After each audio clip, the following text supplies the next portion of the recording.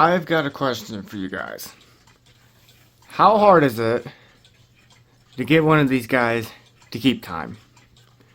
In my opinion, nearly impossible. Because even though these pendulums are wooden, this is like a wooden stick basically, this is basically super hard to regulate than this one, even though the little screw is all the way up on it and it still doesn't keep that great of time, whatever. But this guy is one of the most hardest things to regulate, and the cool thing about this is that this doesn't use a suspension spring like one of those modern ones that you see on like what this one had, the Ridgeway has, my Cathedral has, or what the Gustav has, or the Session has. This one doesn't have a suspension spring. It basically uses like a wire, almost like what a balance wheel uses, like those older style balance wheels do. But for this one, this is a Regula Cuckoo clock. I don't know the year on it still. I think it might be 78. I have no idea. Probably around the 70s or 80s, but I have to check the date. But this is just the in-depth video because I'm not putting two videos on this. Unlike the Linden Westward Time, which a lot of people love.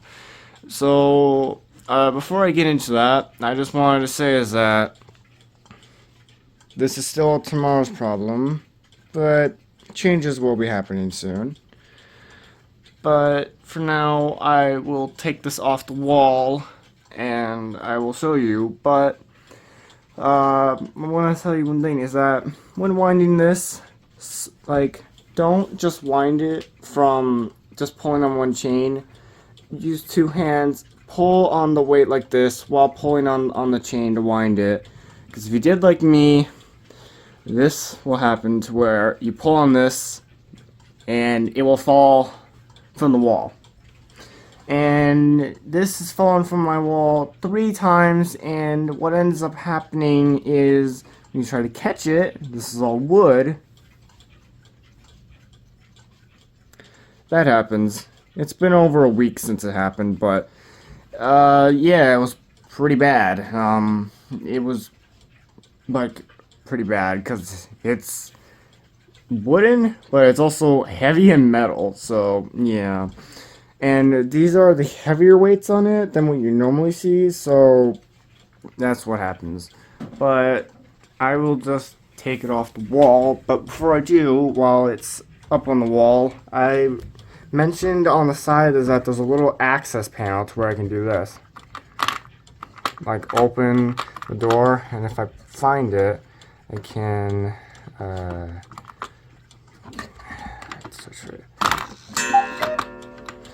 I pull hard on it and it activates the movement. And the little access panel is right there. I'll turn on my flashlight so if I'm going to blind you by accident. There you go. Which you can see the leader of the pendulum, and you can see in there, which I don't know if my camera will be able to focus in on it at all. In there. Can't really see it, but that is not a suspension spring. That is basically a wire basically around it. So basically this is one of those style ones that this one uses, which is why it's a little bit harder for it to keep time, but it works. Racket snail striking, but I will not be taking out the movement of this because it's much more harder to do than Linden, because all the wires and all of it to control the bird and the gong and the bellows.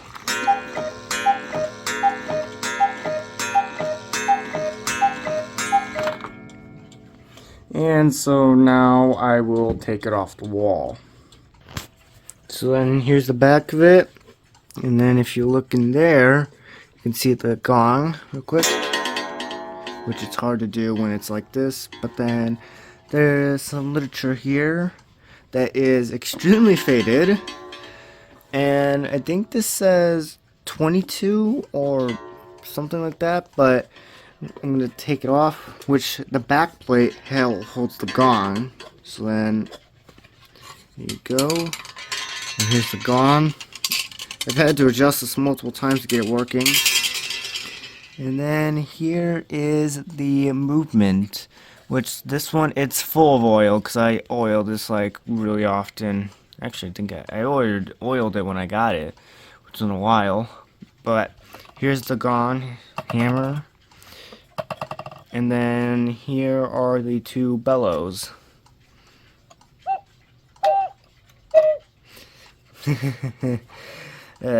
Just, you gotta go a little slow with them, or else they'll sound terrible. But with this one, this bellow, also, normally the bird right there is laying down, so then it, on this note, it lifts up the bird to do its call. And then this little piece, which there's that access panel right there, there's this little lever that moves the bird in and out with the door.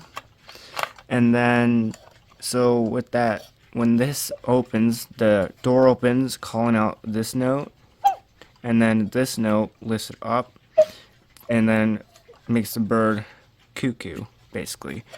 And this one is Cuckoo Clock, manufacturer MFG Company Incorporated.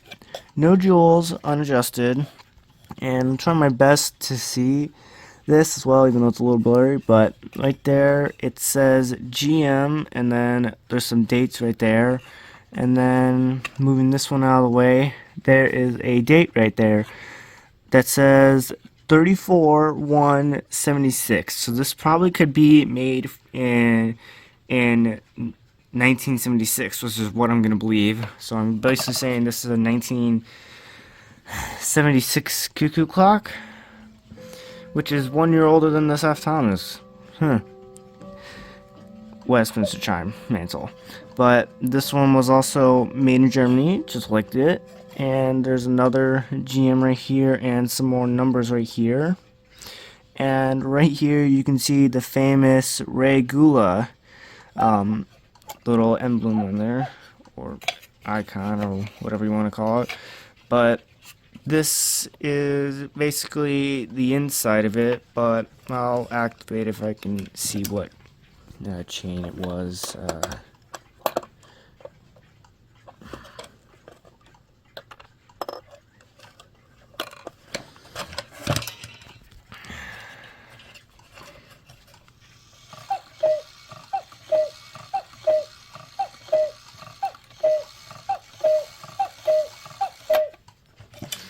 Pretty cool.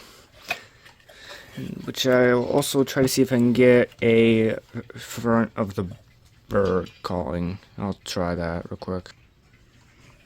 And this is pretty terrible, but I'm gonna try it real quick.